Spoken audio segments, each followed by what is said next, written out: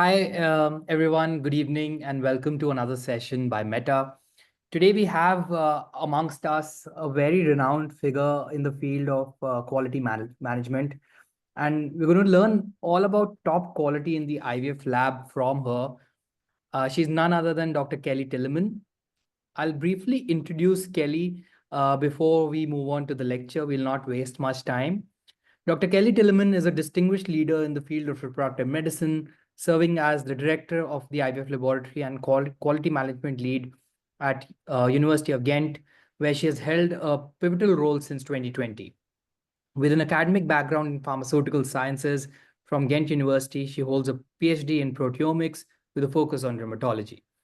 Dr. Tilleman's career spans various facets of reproductive health, including her significant contribution to quality management, process optimization, and scientific research in ART.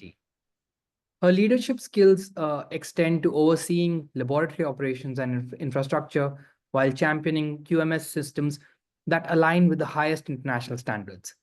She's actively participated in several prestigious scientific committees, including ESHRE, EDQM, and has been a key figure in development of international ART guidelines.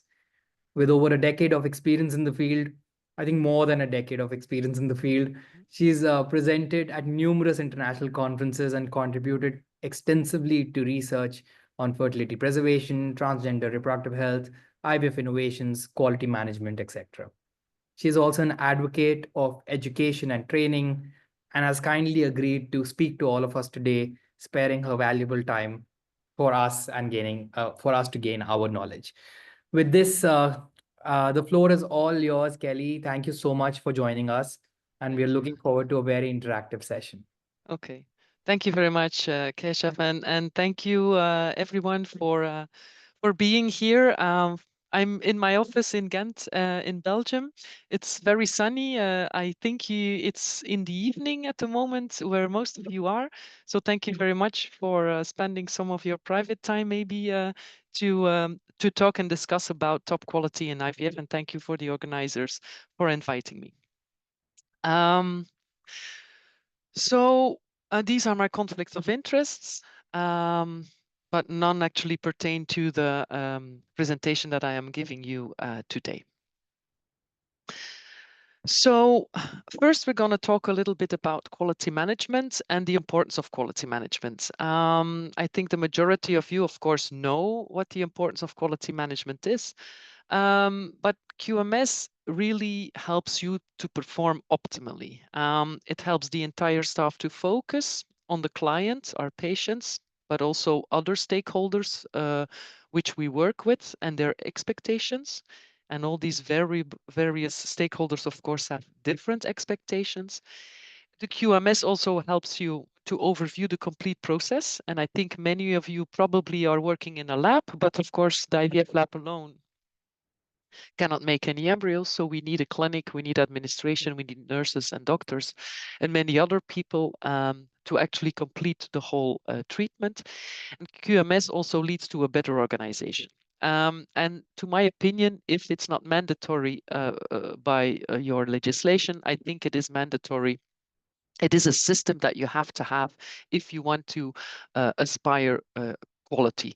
And it's actually something that we have also in our homes. I often give if I have to give a talk to nurses, which are often female persons, I always give the example of it's the same as if you have a quality management system in your shoe drawer. If you have a big shoe drawer, it means that your shoes are organized.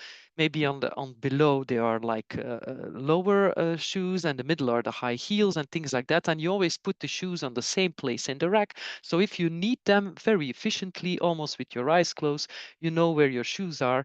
And of course, if somebody else uses the shoes, then they have to put them back in the same spot of your shoe drawer. So a quality management system is something that I think the majority of us also have in our daily life. If you have to live together with people, you have an organized way of putting your things somewhere, and you want to keep your things in the same place so that you don't lose your keys, because the keys are always on the same place in the kitchen, in that drawer, things like that. That's actually the importance of quality management and quality management systems.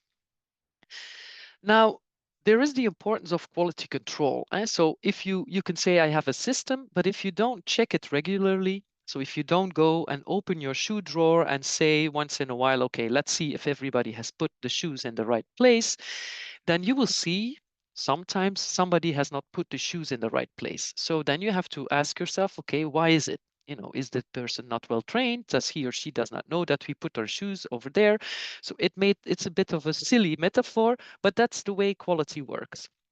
It's the same in our organizations. Although we do very complex things, it's actually the same. People need to know what we agreed on. They need to know where they can find things. They need to know what the procedure is, and everybody needs to do it uniformly in a standardized way so that we all can work in the same organization at the same quality level. So quality control, checking your system once in a while is very important. Why? Because we want to have a product or a service that is of high quality. Of course, we need to keep our customer, patient, stakeholders satisfied and loyal. We want them to stay in our center, not go to another center. Overall, if you look at it in a manufacturing point of view, if you have a good quality control, then there are fewer risks of replacing and repairing failed products. Of course, for us, it's sometimes difficult to replace or repair failed products or failures. We can sometimes provide another cycle for the patient, but of course, such things have a huge impact both on the patient and on the organization, on your team. So you would rather keep away from that. And quality control build trusts. It's good for your reputation and your recognition, both by customers and regulatory bodies. So what I'm trying to say is that although you might say I have the perfect quality management system, you need to check it. You need to control it so that you know that you have a constance of high level of quality throughout the year. Now, for these products here below, I think it's easy to know what the product is and what the quality of the product should be, right? If you want to have a wash product, then you want your clothes to be clean. If you want to have a cookie, then maybe the cookie needs to be filled with chocolate. If there's no chocolate, then it's of less quality. So for some products, manufactured products, it's easy to see where your product or service is. For us, if we look at a fertility treatment, like I said before, it's quite complex. What are our products and services? For the lab, it's easy. And that's why often quality management talks, quality management thinking is on the lab. Why? Because we have oocytes. We know, and we have embryos, and we know what high quality embryos are. But on the other hand, a fertility center also, you have doctors working there and nurses. You do stimulations, you do ultrasounds. They also need to be of a high quality so that no follicles are missed. If you do an oocyte pickup, patients might experience pain. Maybe some don't in some centers. And then we talk a lot with people. Jesus, fertility treatments, we do a lot of talking. So communication is also a product or a service that we provide. How good are we at communicating with our patients? Do they know what they have to do? They have to take a lot of medications themselves. Timely. On that time point, you have to do your trigger for HCG. So we do a lot of things. We have products on the one side, products mostly in the lab, and then we a huge amount of services. And we all have to look at the quality and control the quality of all of those services so that we end up with, of course, very healthy and happy children in the middle. So quality control for products is easy. Why is it easy? Because you can measure it, you can periodically measure it, you have good devices to measure it. For instance, you have requirements for a lab, pressure, temperature, humidity, air quality, these things you can all measure because we need to have high qualified environments to have a good embryology development. So you have requirements for incubators. You can check CO2 levels, you can check oxygen levels, and also for gloves, for instance, and other consumables, you can do toxicity testing or ask your vendors for certificates. So we can look at products that we use and look at the product qualification and measure and look at them and do quality controls on that. So these things we can do. It's a lot of work, but at least we can do it. Also, for the lab, most of the time, you can take part in doing internal quality controls or external quality controls. You can for internal quality control, you can look at batches. So you have a new lot number or a new plastic or a new lot of plastics. You can see if there's an alteration in your embryology and see if it is related to a new lot number. So you can again do quality control. You can check externally. You can maybe have proficiency testing in your country or in your region, or you can work together if you don't have an official a scheme with colleagues. You can share pictures of embryos, score them together, see if your staff scores uniformly, and so you can there also check the quality of the embryo scoring. So these are things that you can do. Again, because the lab is a lot easier to do quality control. So internal quality control, batch to batch checks you can do. We also do a lot of things manually. So here also you need to check and control and do quality control on your operators. Again, for the lab, it's quite easy to see which operator indicators that you need to check. But you can also, like I said, do proficiency testing. So external control, not only check the uniformity within your team, because you would like to have, if a patient's material comes into your lab, that the team reacts to it in a uniform way. It's the same for the doctors doing embryo transfers. It's the same for nurses or doctors doing ultrasounds. You would expect if somebody does an ultrasound that the measures, if it's not automatically done by the machine, that the measures and the measuring is the same. We know that there are differences. And also on decision making, are we going to trigger or not? You would expect that there is, for the majority of the cycles, a uniform way of deciding. Of course, we always have case-specific things in IVF. So it's not because you have a protocol and the majority of the cycles go into that protocol. It's like a Pareto, I always say. 80% has to go through the normal flow, and 20% might be something, unique, a patient who has a deviation in the process because of a medical reason, or maybe because of a personal reason. But so we can deviate, but for the majority of your cycles, the majority of your routine should actually go through the same process. And that's why you need to check that. You need to quality control, do that internally, looking at your own process, at your own quality. And also, it's good to check then with quality outside, because you can have a center who does very good work within the team, but then if you check externally, maybe the quality is lower than in the region. So that means that the uniformity within the team is good, but you need to upgrade and upscale the complete quality of the whole of the team, which I think is easier than if you have some team members that are falling out of the group.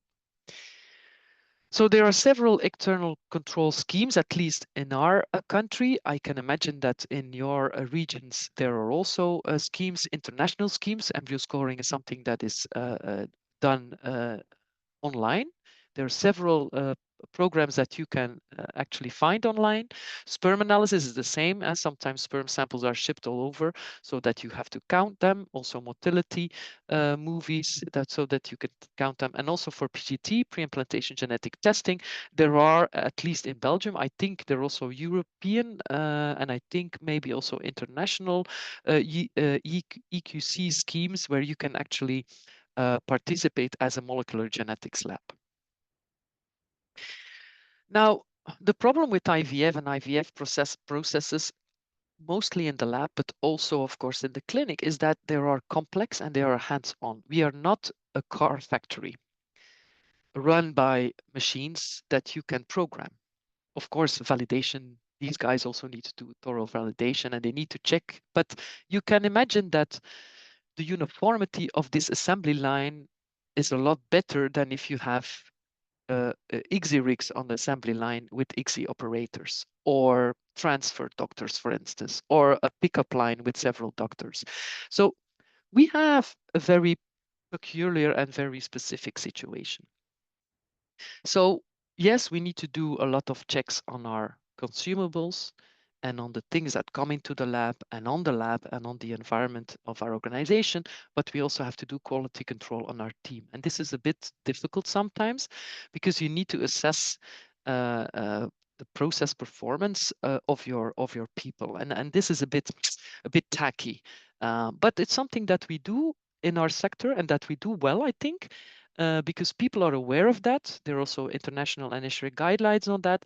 And so I think slowly, or maybe in some centers already implemented very well, people talk about it. And maybe also in the clinical part, I think there the doors are opening. Young doctors really want to know their performance indicators. They want to know if they are doing well.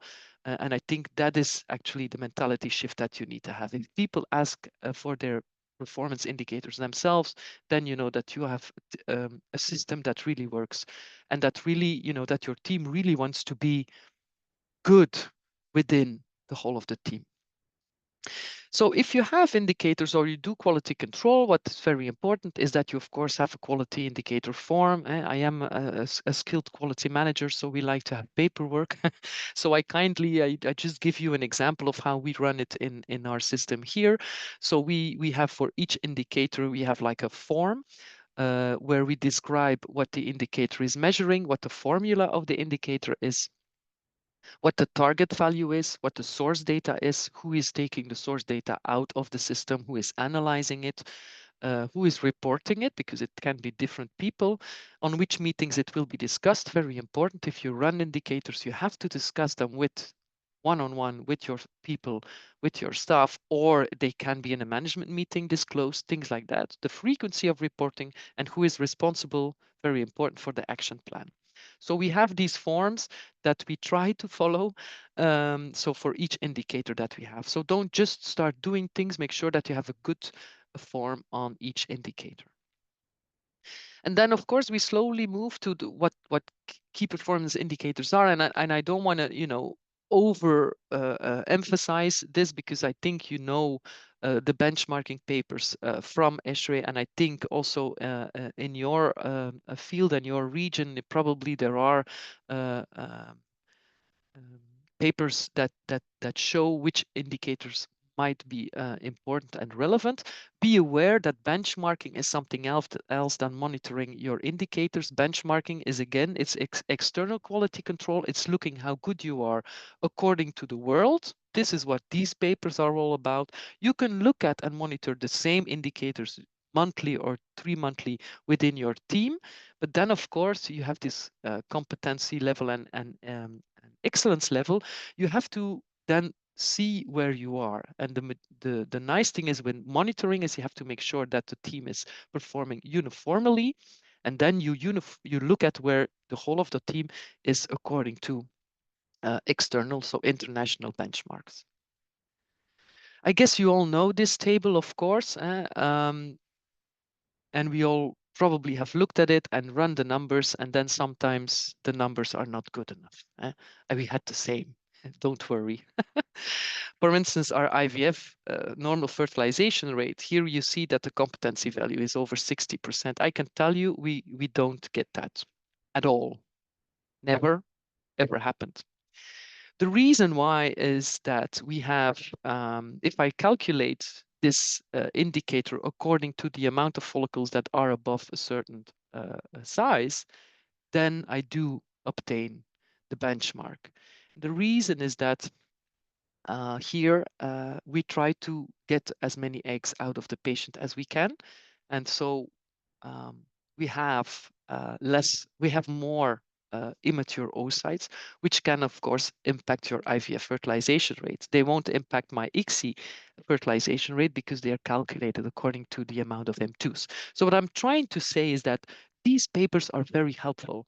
These papers are very good, but you have to be aware of what you're looking at, and you have to look at your own system. It's not because you fall below a competency value that you have to change the whole of your lab because there's something wrong. No, you have to look at how you are doing your treatment, and maybe there are some peculiar things or specific things that you do, that your system does, that your clinic does, that has an impact on certain values.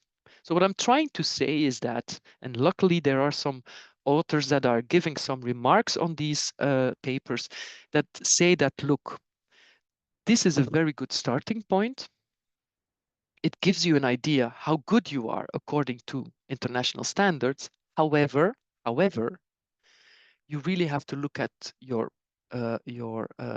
processes internally. For instance, here it's nicely shown that, and this is something that we all know, good blastocyst rate according to age, it goes down, right? So it all depends on how old your patient population is. So the competency values or the benchmark values in the Vienna Consensus are in the reference population, I think under 41, but the reference population might be different for you. So it also depends on the proportion of that amount of that reference population in the totality of your patient cohort. So you have to look at it yourself and define it yourself.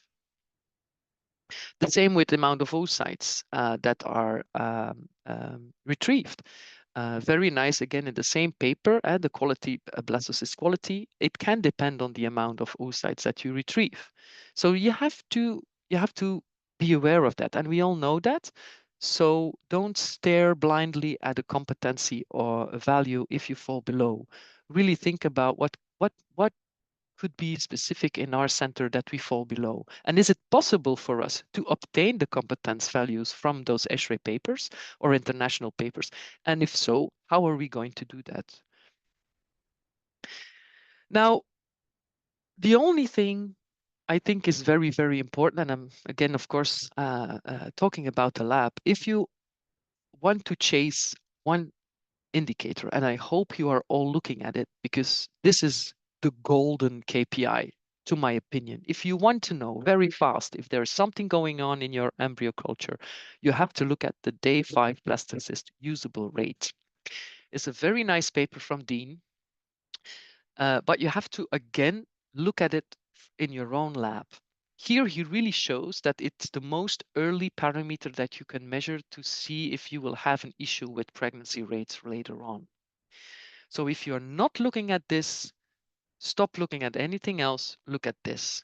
Make sure that you have graphs where you look at every month what is the proportion of day 5 blastocysts that I can use in my center. Now, for me, blastocysts that we use in our center, our KPI is based on minimum 3 cc. But maybe you also use early blastocysts, and these are usable blastocysts for you, then maybe your formula is based on blast 1s or blast 2s. So you have to look at it according to what you do in your organization. So we freeze and transfer from 3 cc upwards, and this is what we look at. I want to know and look at every month how my blastocyst culture is doing and if it's affected or not. What you see here, I'll go slide back. What you see here is the normal way of looking at it. Shewhart's graphs, things like that. You see the green line, so the 3 standard deviations from the mean, and you plot your data. The thing is that what we want to do is, so we want to reduce variability in our process, and we want to have a very nice blastocyst culture. So we use the 3 sigma lines or the 3 standard deviation lines to see if we are above or below. And so the ones that fall below, of course, we have to look at, and also the ones that are too high, maybe there is something going on in a very positive way that you might want to catch so that you can relate that in other months. So this is actually how a chart really needs to look.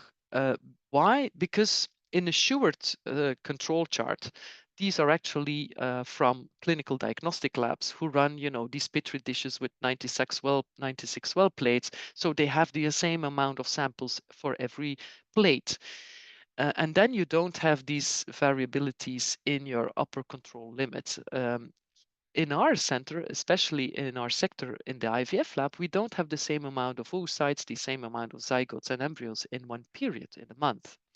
So you have to calculate it differently, because if you have a month where you have low amount of oocytes, then the variation in your process can be bigger.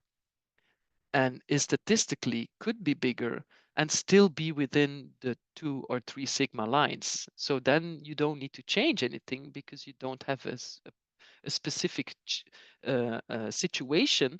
It's just statistically that if you have lower amounts of oocytes coming in, that or 2PNs, that the variability in your process can be bigger. Why is that? So we need to have something different than a Shewhart chart. We need to have a P chart. So why? Because we are always using discrete data. So we are looking at in the lab, is it a 2PN? Yes or no? It's discrete. Is it a 4RA grade or a 3cc grade? Yes or no? Is it a pregnancy? Yes or no? So we are always looking at discrete data. And so we are looking mostly at one defect per unit. So we are going to look at, is it a 4RA? Yes or no? So we are not going to combine that because then you get in a very complex situation. And then is the sample size constant? No, it's never constant. I have never encountered a lab where we have exactly 100 oocytes a month or a week. I mean, it doesn't happen. So we need to have a P chart. And this is what it actually looks like. I kindly provide you with the formula. You can put it in Excel. It's not that difficult to calculate. And this is actually on the right side, we call it the day 5 Burkus in Ghent. So this is my chart from some period ago. So what you can see is that, yes, I also fall behind and we drop in certain months. And sometimes we have a fantastic month. So this is real life situation, right? This is how it goes. What happened in September, we actually introduced a change in our denudation. We did denudation in a 5-well dish and bigger volumes. And I actually never thought that it could have such an impact on my embryo development, but it had. So that was the only thing that we changed from the 1st of September. So if you then looked at in September, we had already dropped below the yellow line, but we thought, well, we'll see. And then in October, we were way under the red one. So we stopped and we went back to our old denudation style, and then it went up again. So denudation issues, not changing anything needle-wise or whatever, just the volume can have an impact on your embryo development. In April, then we had a change from sequential medium to single step. We had to because we had delivery issues, and the single step, although we validated it a year before, we weren't not very enthusiastic about it, but we had to change because we didn't have any other medium otherwise. We did see a drop and down. So we urgently asked the company, please, if from the moment that you have manufacturing again, please let us know so that we can change our culture medium again. And as you can see, in June, it went up again very nicely. So this is real life data. This is how it goes.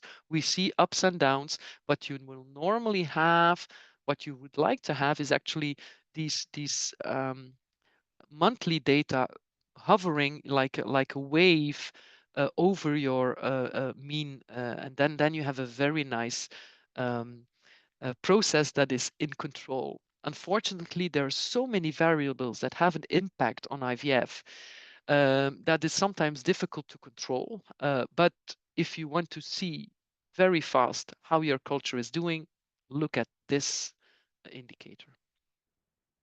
So what to chase for your team? I think we all know that ICSI performance,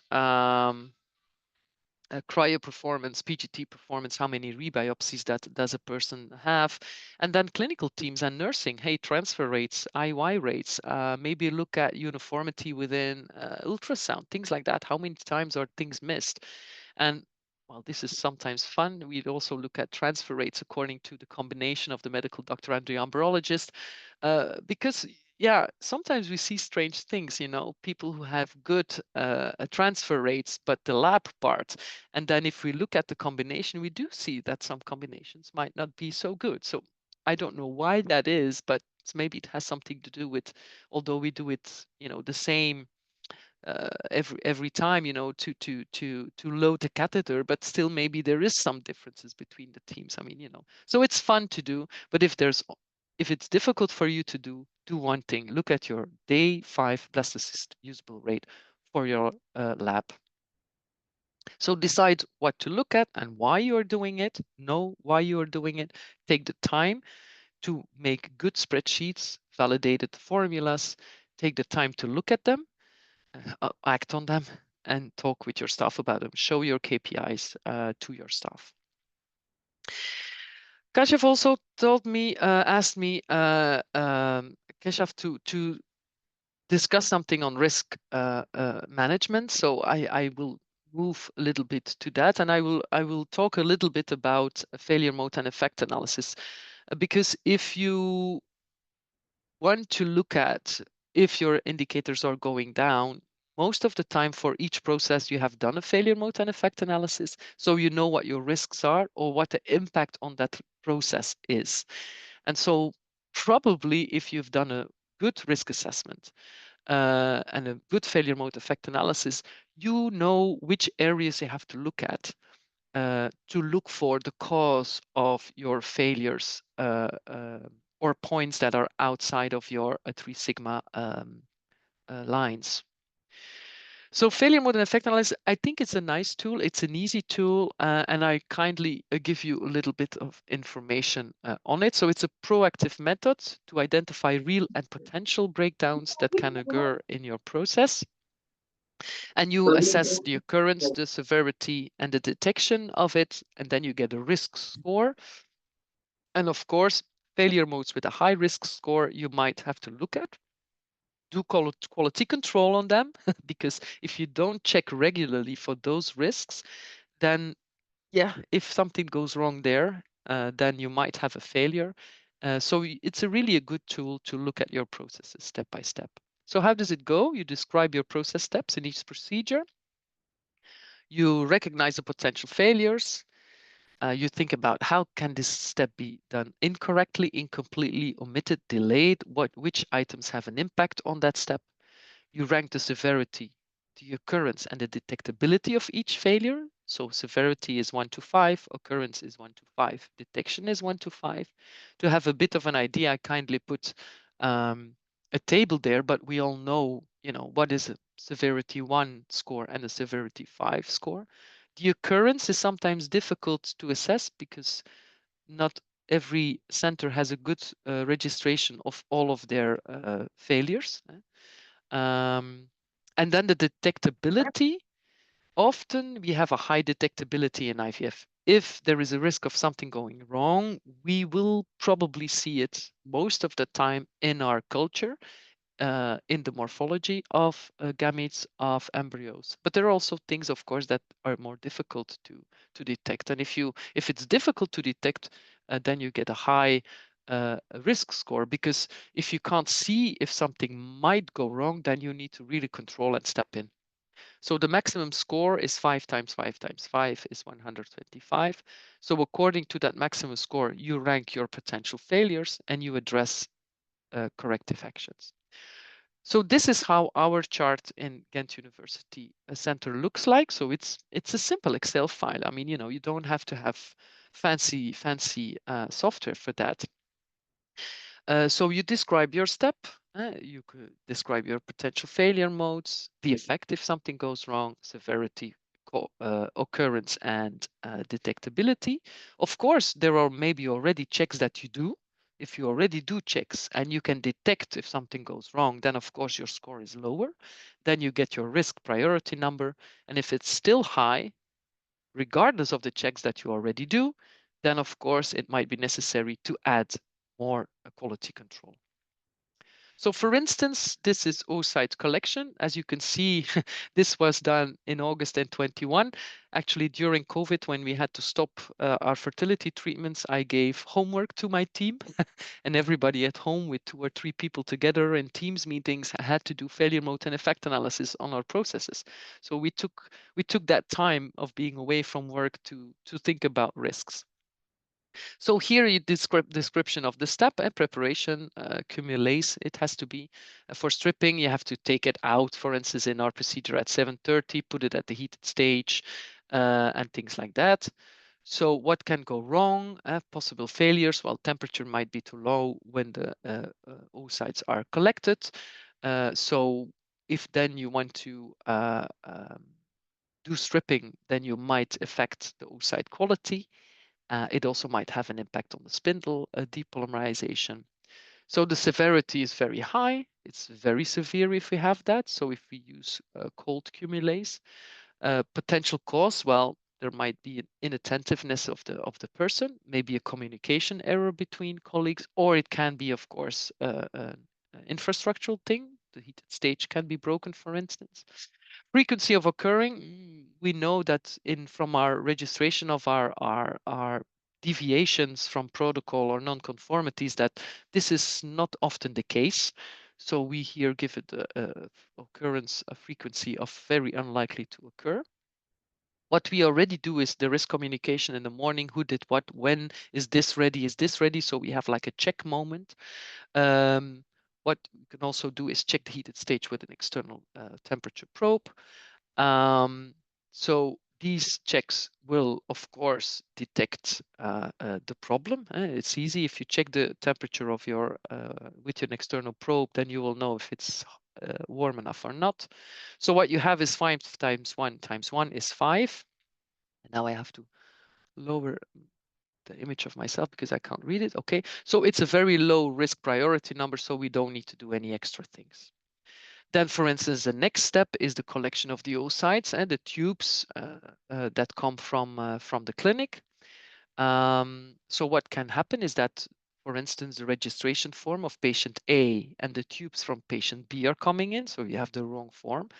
Potential failure, yes, this you could have a potential mix-up if the oocytes, if the form where the stickers or other things that you need to stick on certain dishes are in there and you have the wrong form, then you might label the oocytes of Mrs. X to the form and the patient file of Mrs. B. So severity is very, very, very high. Yeah, it's of course inattentiveness. It can be related to over busy labs and things like that. The occurrence is very low. What do we do at the moment? We do a double check before we start. Do we have the right form, the right stickers for the right tubes? Yes. How often can we detect it? I think we will detect it if something goes wrong. So the risk priority number here is 10, and maybe we can reduce it by using a digital witnessing system so that the detection is always 1 instead of 2. So we made it less detectable, because if human number 1 makes a mistake, well, maybe human number 2 also makes a mistake. So if you have a system to correct for that, then maybe you have a lower risk score. Then you go to the next step and you pour the tube of the follicle fluid in your identification dish. You can spill the fluid, for instance. It's a failure mode, loss of oocytes, very severe. Then uncareful handling by operator. The cause here is, of course, lack of training. The occurrence is, it happens very rarely. So you have to retrain it, of course. So that's how we make sure that the occurrence is low. Detectability, well, is very high. It's clearly everybody can see if you spill fluids, and the risk priority number is 5. So because of good training, we don't need to do any extra steps. And so you go on. You go through all of your steps. So what you see clearly is that executing failure mode effect analysis is easy. If you have time, and I know we rarely have time, but maybe there is a situation where you have a lot of staff, a lot of people coming in, or there's a low amount of cycles, because sometimes, IVF is also waves of activities, especially in the lab. Then take that time to do a risk assessment. Put 2 or 3 people together, give them some explanation, and let them just go. I mean, they will come up with fantastic things. I mean, I was really not surprised, but I was very happy that the team actually took this exercise and did it so well, and took use of being at home, of sharing and thinking about risks for our procedures. And we are still using those failure modes and effect analysis that we did at that time. Create a form, of course, for them to use, that they do it in a uniform way. Make risk assessment something for the whole team, not only for the quality manager. It's not for the quality manager, it's for your team. The same for nurses, the same for doctors. Put these people together in a room if you can, and let them discuss. They will learn so much about their processes. Use the failure modes when training new staff. Very important, because we always train our staff what they have to do, but they don't realize all the risks that can happen during a procedure. Novices don't know that, and we hardly talk about things when things can go wrong. We just want them to focus on do the right thing. But it's really important that they also know why certain quality control checks are done. It's because there is a risk. And so you have to do the quality control, because if you don't do it, then your risk priority number goes up and you might have a failure with devastating results for your patient and also for your staff. Repeat the failure modes and analysis periodically, of course, especially when changes. If you're implementing a new procedure, you change a procedure step, then new risks will arrive, different risks. So you need to be aware of that, and you have to repeat your failure mode and effect analysis and change it. So if you change your procedure, your failure mode and effect analysis also change. So like the cartoon there, unfortunately, it doesn't work like that. And things do go wrong. Not every day, but if they don't go wrong today, someday in the future, something will go wrong. You learn about it. If you have an incident of a failure, have a look at your failure mode and effect analysis. Is the failure mode listed there? Maybe it is not. If it is not, please put it in. Change your failure mode and effect analysis. Add another line, add this risk. Look at it if you need to have better controls, different controls. Maybe you need to do a control the step before in which the failure was happening. So really use those failure modes and effect analysis in your change management approach.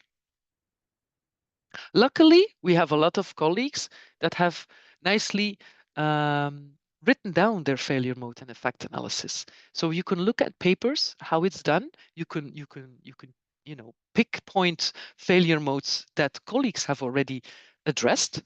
Be aware that some failure modes that these colleagues have addressed in their organization might not be relevant for your organization. So you can copy paste it a little bit, but you have to really look at your own organization, how you are working in your labs. And then something about the quality manager, because I said a lot of things, and many people think, well, we have a quality manager, we have a quality team, right? So this person is going to do all these things. What you have clearly, if you've listened carefully, you have heard me say, let your team do it. It's your team who has to do it. Same with quality control. It's not a quality manager that needs to do all the controls and checks. It's not possible. You have to do several checks within a process. It can be another colleague, a nurse checking somebody else. So, or the person responsible for the next step in your processes. So quality management, quality control is something from the whole team, right? We don't always realize that. We don't always emphasize it. So it's important to say. So quality manager, quality assurance manager, QC manager, director of quality, whatever we call ourselves. It is indeed the one that ensures that the company's products and services meet and exceed, if we can, the customer's expectations. Yes, this person is responsible for quality. It has to look at what the clients want and how our product and services meet these things that the clients want. And you, whoever you are, need to implement a quality program. You need to organize it and implement it throughout the organization. It's not you, it's not your program. It is the program for the whole organization, because quality is not only about the quality manager. So what I'm really trying to say is that it is a lot of work. It's a lot of paperwork. It's a lot of different ways of thinking, but it's so important that the whole of your staff is engaged, because if they are not, you will never have high quality standards. Never. So from the secretary who is there, who takes the first phone call of a patient wanting to have a consultation, this person also needs to know what the quality management system is about, what her portion of quality in the whole of the process means. Because she also is very important for the reputation of the center, of how the patient looks at the center. Everybody who is involved in the organization needs to know what the quality management system is, how it is organized, why you do certain things. So the quality manager cannot impact an organization's quality alone. It will never happen. So you need to have technical experts, yes, on the knowledge of your product and your service. So you need to have embryologists, you have the medical doctors and things like that. And you also have to have a quality management person. However, if your doctor doesn't know what the quality control checks are within the medical procedures or within the medical processes, then there is no quality management system. What's very important if you are that person, that quality director, is you need a lot of soft skills. So you need to have hard skills. You need to know what quality management system is, what the tools are, like failure mode and effect analysis, process mapping, things like that. You need to know the theoretical skills, but you also need to have soft skills. Why? Because often quality is stated, it's something extra.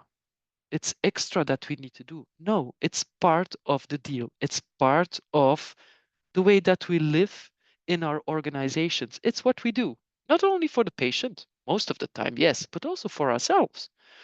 Again, thinking about the shoes, it's very simple. You need to put your dishes in the same cupboard all the time, because otherwise, if somebody comes in after holidays and she cannot find the dishes, you have an issue in your team.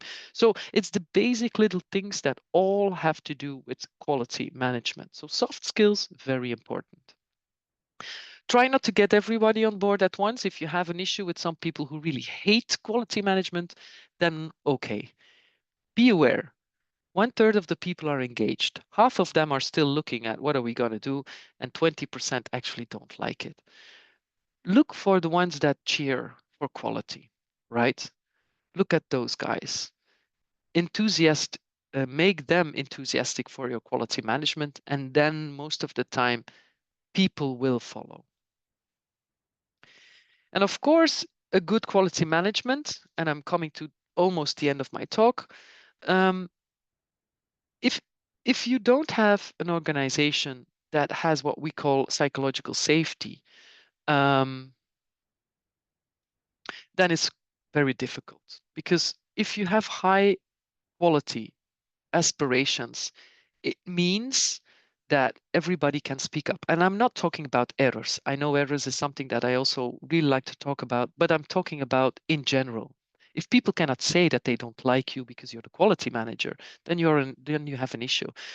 Everybody has to be able to speak up, of course, in a friendly, professional way, but speaking up is important about anything. Why? Because people often want to be heard. They want to voice their opinion. People don't always want you to go along with them. No, but they do want to say what they have to say. And they will respect that the decision is different. It's not always easy, but they will respect it. But if you don't give them the possibility to voice what they have to say, then you will have an issue, because then they will not go along with the procedures or the decisions that you have made. And if I can give you one reading tip, you can.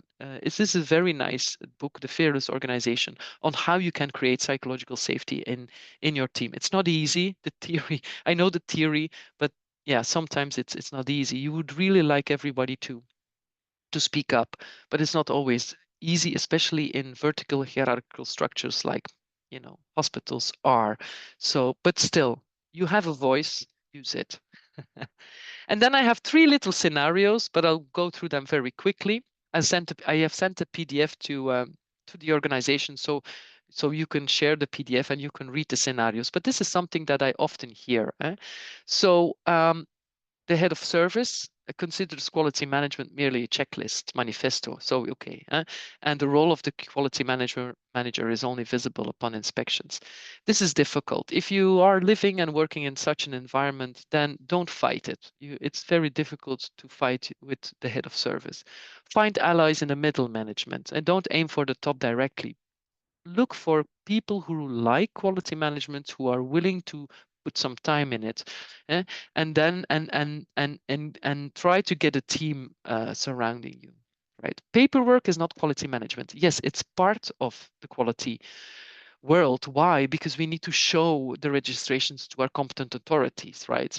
But paperwork is not quality management. I have seen labs who have very perfect paperwork, very nicely. But if you talk with people, then you see the real quality.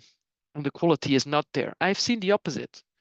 I've seen labs and clinics where if you talk with people, they're really engaged and they really can say what they have to do, and it's uniform. They say the same things. And then if you look at the paperwork, poof, it's not as perfect. So, paperwork is important, but it's not the same as quality management. So be patient, seize the moment. Like I had a real break it's some years ago when I started in IVF, when when we had a complaint coming in, and the complaint was for the head of service. So I had to talk with my head of service and say that she had a patient complaint, and I was wondering what she was going to do about it. That was a difficult conversation, but I did it nonetheless, and that's what you have to do. Quality management doesn't care if you're the head of the service, if you're the secretary of the team. You all have to behave in a certain professional way so that you can provide high quality, but it's a difficult one. Scenario 2, quality managers are overwhelmed. Overwhelmed. What do I need to do? How do I start? Especially people who work in the lab part-time and are quality managers also. I always say you can't do everything at once. In all honesty, also in my center, we still have things that we need to pick up. I mean, Rome wasn't built in a day. Quality management is something going at slow pace. I mean, don't rush things. Take it one step at a time. If you have to balance between two roles, embryologist or midwife and quality manager, try to find a balance in your working weeks, in your planning. And again, it's not the quality manager that needs to write all the SOPs. It's not the quality manager that needs to do all the quality control. No, this has to be distributed within the whole of the organization. And the last scenario, how do I prioritize and organize the work week? Well, prioritization is very easy. If you have an inspection or competent authority or an internal audit or an external audit, then you know what your priorities are. If you've been out, if there's a lack of audits in a certain period of time point, well, then look at your registrations of non-conformities, or maybe look at failure mode and effect analysis. Where are the biggest risks? These are the things that you need to take on first, right? Do it step by step. And this, I think, is one of my last slides. So we often think that success is like one big line. And for all honesty, again, also my organization is not perfect. We also stumble and we also fall and we get up. So success, what really looks like, is actually what you see on the right side. And in all honesty, it's more interesting because you learn a lot while going through that motion. You don't learn a lot if you go through the motion on the left side. So thank you very much. I hope you enjoyed my talk, and I still have some minutes left for questions. So thank you very much. Thank you, Kelly. That was absolutely fantastic. There's so much to learn from you. Honestly, I think looking at your presentation, I also have decided that I need to conduct a failure mode risk analysis with my team as well, because that's something that we've not done, and I think we should be spending some time on it. So hopefully, we're going to do this soon. There are some questions in the chat. I'm just going to be taking some of these up with you. Okay. Mm-hmm. I think the first one, and I think this is important for our country, Mm-hmm. can can smaller labs with limited resources maintain the same kind of quality standards as large labs do with well-funded like resources? Yes. Actually, in all honesty, big enterprises and big labs have other challenges. I think what smaller labs really have as something positive is that you don't have as much communication issues as big labs.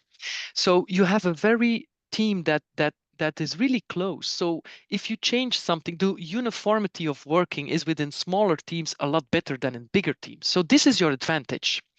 So if you have a good uniformity of working within those small teams, it's important for the small team to benchmark, because If your benchmarking is a bit low, then you need to step up. But it's a lot easier for you guys to step up because you can sit together in a room on a table with 5 or 6 chairs and you can decide to change. Me, I have 20 people in my lab. If I have to inform everyone, I'm busy for a week. So you can really make your team enthusiastic about it. So I am actually, in all honesty, less variables in small teams. However, more difficult to get your indicators because you have low numbers. Yeah. Important not to jump if you have a 1 week less results. Don't jump already. Take take a step back. But small teams, in all honesty, you actually have an advantage and you can raise up to the expectations of high quality. Why not? I don't see the reason why. You actually have a lot more pros than cons, to my opinion. Yeah. What if it's just two people or three people? Like the most common scenario in like our labs, like especially the smaller ones, are like there are teams of just two people, one senior, one junior. Yeah. That's challenging because I also don't know how competitive the sector is in your country. In Belgium is different because we have a good reimbursement system and we don't really have private settings. So Yeah. patients can go wherever they want, and more or less the same quality is there. Of course, if you work in a very aggressive commercial setting, then it's difficult to exchange protocols and to listen what your neighbors are doing. Yeah. Um, then the only thing what you can do, if I would work in a lab like that, I would, if I would go to an ESHRE or an international conference, I would go up to the, people like me or somebody else and just go to these people and ask them, how are you doing it? In this way, you are not informing your competitors, which might be an issue with your head because your medical head might like you to share. But if Yeah. you go to people who work in academics, in all honesty, I have had a lot of questions of a lot of people. I always share what we do. I try to help. It's always very confidential. I never, if somebody says, has somebody else reached out to you? I will always say, actually, I don't disclose this information. So this is something that I would do. You have to step out of your comfort zone, step out of your lab, literally, and reach out if you can, of course. I know it's not possible for everyone to to go to meetings and to go to international meetings, but I mean, you can find us on LinkedIn. Just Yeah. just send an email. I mean, and if a person doesn't give you an answer, well, try to pitch somebody else. And the Someone else majority will. of people that I know in the field, international lab managers, are willing to share and help a lot of people, especially those who are not working in a commercial setting like myself and so many others. So this is what I would say to those people. Yeah. Thank you so much. I think LinkedIn's becoming quite the platform for discussions and forums. I think most people should utilize the availability of prominent international figures Yeah. that platform. The next question is actually from me. Okay. You mentioned that we should be defining a reference population for hmm ourselves. hmm Uh, are there any specific factors or specific conditions that we need to consider? Let's Yeah. say if I want to define for my clinic or my country, hmm what am I looking at? What we have done here, because we had the same problem, what is it? Is it minus 35? Is it, what is it? I mean, I always say of course, you need to have if you have very young patients, your quality needs to be good. I mean, Yeah. so this under 35, if you have a population there which is of a regular size, I would look at those. And then you really need to have certain benchmarks because otherwise there is something off. But more often, the proportion of those patients is very limited in a lot of centers. So what we did in Ghent is we actually looked at the 2PN ratio according to age. So from 30, 31, 32, blah, blah, blah, up to 45. We did the averaging of the 2PN rate, and we actually saw that there was a significant drop at 42. Okay. 42, not before. We do this exercise every year. Um, so this is what I would do. Look on a year by, so the ages and the 2PN. And if your FERT rates, they are quite stable actually. And then Yeah. suddenly it goes like this. And then this is my reference population because you calculate a lot of indicators based on 2PN. Yes. So this That's a is fantastic my idea. Yeah. suggestion. That's super. Um, I think the next one is on blastocyst utilization. Uh, Mhm. I I think you mentioned CC, Yeah. 3 cc as the lowest threshold that you would consider. In I mean, in my in my organization it is. yeah. I think someone's asking what's the pregnancy rate that can be achieved with such blastocysts. Yeah. So of course we all know that there is a subjective way of scoring embryos. So what my team scores as a C might be a B for you, right? Could Especially be. the ones that I always say a 4A is easy to score. Everybody can do that. So it's that. So for us, the 3 cc's, I would have to look it up. I think so we are single embryo transfer center. 99% we do single embryo transfer blastocysts. And I think for the 3 cc's, we still are about, I think, 21-22% HCG per embryo transfer. So Yeah. this means if you go to live births, maybe around 15-16%, which is low. However, we work in a reimbursement system in Belgium, so society pays for the cycles. And in our center, we believe that we have to give the majority of the embryos a chance because the society pays. Of Yeah. course, there are other centers in Belgium that only transfer and freeze B grade, but Yeah. that's their choice. So there's no law in Belgium, but we find it from a societal aspect because we all pay together as civilians for those treatments. We think that 15% live birth per embryo transfer is still something worthwhile. What we do is we Worthwhile. do rank. So we start with the nicest embryo, also in cryo, and we go down. And of course, if a patient has a lot of embryos and she is fed up, like it's too emotionally stressed is a better word, I'm sorry. And Yeah. she says, okay, the last 2, 3 Cs, I would like you to warm them all and select the best so that I just have one more cryo transfer and get it over with and try a new cycle. This is, of course, also something that we do. Yeah. Yeah. And from what I can gather from this chat is that you're freezing CC blastocysts as well. Yes. And the recovery rate is probably decent enough so that you can transfer it. Oh, yeah. Survival rates is fine. I mean, that's not a problem. No. How do you handle a sudden drop in lab KPIs? Like, what's the first thing that one needs to do? Well, you have to first look at have you changed anything in that month? So we keep a record, like a log of all the things that we have changed. We try to not to change many things in one month because otherwise it's difficult to find the root cause. But so that's the first thing we do. We look at have we changed anything? Yeah. If we haven't changed anything, then we go through lot numbers. Do we see a Yeah. different, have we changed lot numbers, ICSI needles, whatever? Um, if that is something we don't see, what I also have is a VOC monitoring. So I look at my environment of my lab because we have a lot of building construction. If we have fires in the area, we see that formaldehydes go up in the lab. So we also look at that. So and then the last thing I look at is my team. So I always try to move away from the personal factor. So and then of course I look at is somebody dropping KPIs within that month. But that's the very last thing that I do. And in all honesty, sometimes we don't find anything. Yeah. And then indicators go up again. The problem is the black box of the clinic. Often they change things too, and they do not register very well their changes. And so we often don't know if it might be related to them. It's not something that my first thing is not it's the clinic. I don't work like that. We always look into our own little house.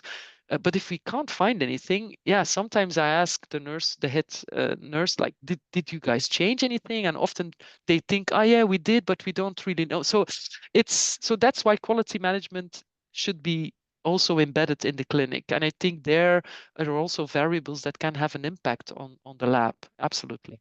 But for the majority, it's often something within our own house. It's wonderful to hear that embryologists don't blame the clinic first, but it's No. always we're always facing them because if Yeah. there's ever a dip from the clinical side, it's the lab. That's the Yeah. pain. Yeah. I hear often if there is a drop in embryology, one, it's the patient. population, they're all old patients, Yeah. or it's the clinic. Yeah, well, guys, it doesn't work like that. Often I also say Pareto, 80% of the time it is something in the lab, but sometimes it is related to something else. And yeah, but you know, I like this question, and maybe we can touch upon it. Are RPNs predefined risk priority numbers for FMEA, or do they change from laboratory to laboratory? And maybe how, like, you can explain how we can yeah, define a RPN. yeah. So there are actually two ways of calculating, or you have a scale from 1 to 5, or you have a scale from 1 to 10. Huh? And then what you actually do is 1 to 5 might be easier to because also there, you have to give a score, and it is also a little bit subjective. Of course, you can manipulate your failure mode and Yeah. effect analysis. That's why you have to do it in a team, so that you have different interpretations and different people that can voice their opinion. And then you have to rank them. Of course, if you do these for all your procedures, you will end up with a lot of things that you still have to do, which we often don't have the time for. So you have to rank them according to the highest numbers. And even if you don't have a lot of time, look at if your gametes would go through that process, what would you like the lab to tackle first? I always think that's a good way of thinking. If it would be the oocytes of my daughter, I always think, what would be the most gigantic issue that we have to tackle? And often, if you do it like that, and if you say it like that within your team exercise, even if it's a risk score of 35 because you've scored something low, I Yeah. mean, we often know what we have to tackle first. Very, I think, thought-provoking. Maybe we can take one last question with you, Kelly. I don't know if we'll be Yes. able to actually go through with completely with this question. Gaurav's asking whether you can explain like the process of an FMEA for embryo biopsy. Well, actually, I can relate that to one of the papers there's actually in my reading list, there is actually one on PGT. Okay. Um, that's a difficult one. If you have not done any, I would suggest not to start with that one. Yeah. Um, but yeah, well, maybe I don't know if there is a possibility for future conferences to really do a risk assessment together, because it would be nice to spend like an hour or two, three together and go through one, and you will see immediately where the differences are. So biopsy, I think, yes, we have one. So if that person, I am willing to share, I just have to run it through ChatGTP and translate it. But I'm more than willing to share. So if you want to have what we've come up with, then I'm more than willing to share. Well, Yeah, but that's a challenging one. yeah. All right. I think you're coming to India as well soon. Yes, yes. In August, I will be there on the ACE conference. So if you guys have any questions, please feel free to come up to me personally. I thoroughly enjoyed the conference last year. You're all very, very sweet people.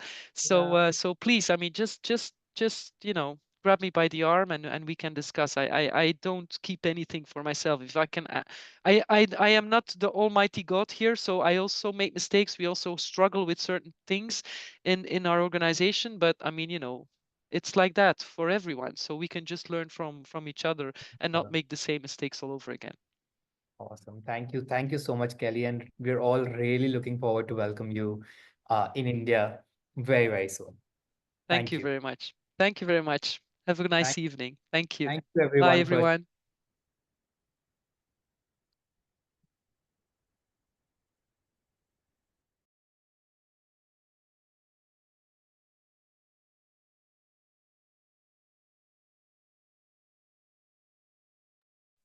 Sir video play करनी है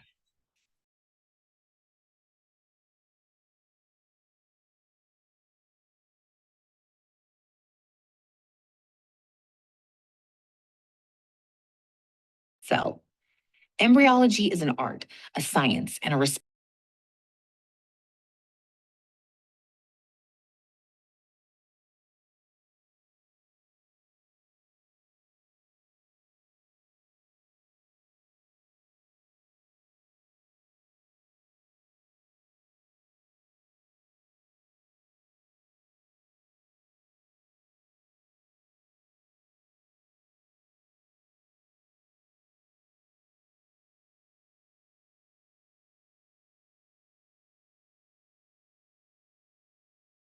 embryologists from across the world, helping them sharpen their skills and advance their careers. The feedback has been phenomenal, with our trainees excelling in their labs and making a real difference in patient outcomes. We understand that every embryologist's journey is unique. That's why we offer a variety of learning opportunities. Our online modules are designed for busy professionals who want to learn fast and effectively. No fluff, just pure, practical knowledge that you can apply immediately in the lab.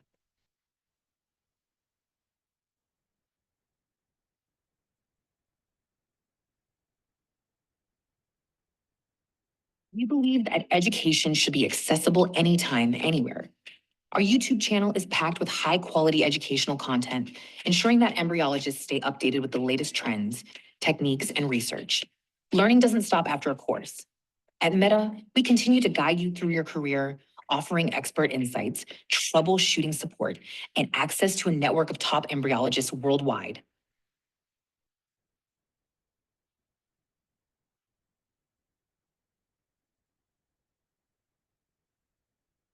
Education thrives on discussion and collaboration. That's why we host physical conferences, bringing together some of the brightest minds in embryology. Our last edition was a resounding success, setting new benchmarks for learning and networking.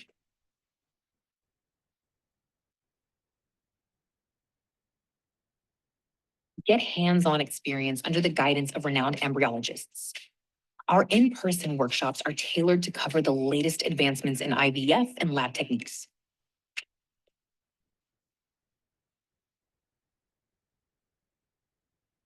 Meta, we don't just teach embryology.